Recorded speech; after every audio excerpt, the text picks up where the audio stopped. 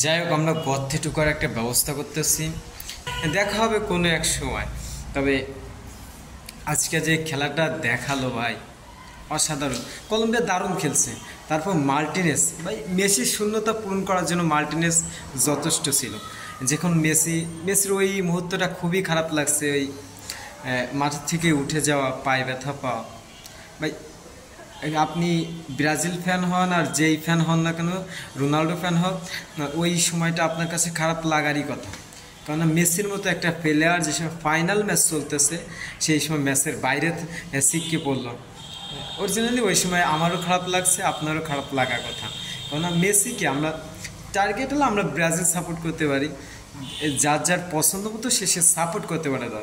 তবে একটা প্লেয়ার যে সময় টার্নিং পয়েন্ট, একটা ম্যাচ চলতেছে, ফাইনাল ম্যাচ, তারপরও ফাইনাল ম্যাচে দলের সেরা প্লেয়ার নাম্বার 10 যে সময় দলের বাইরে চলে যায় যে কোনো একটা দুর্ঘটনার কারণে, সেই সময় কতটা খারাপ লাগে তার ফ্যানরা জানে, সে জানে।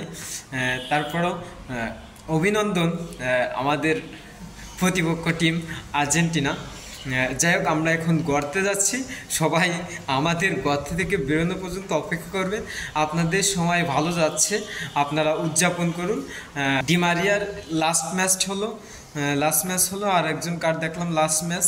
আর চলো, মেসি আর কয়েকটা ম্যাচ খেলতে পারে কি না পারে জানি না, মেসি এখনও সেরকম সিদ্ধান্ত দেয়নি সম্ভবত। তারপরও যারা ব্রাজিল ফ্যান আছেন, আস্তে আস্তে আমাদের সাথে একসাথে আসেন, গর্তে ঢুকি।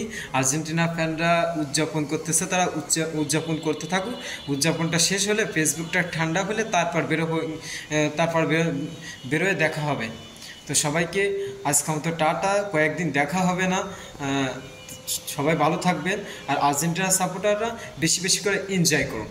আপনার যাই হোক, সবার জন্য শুভকামনা।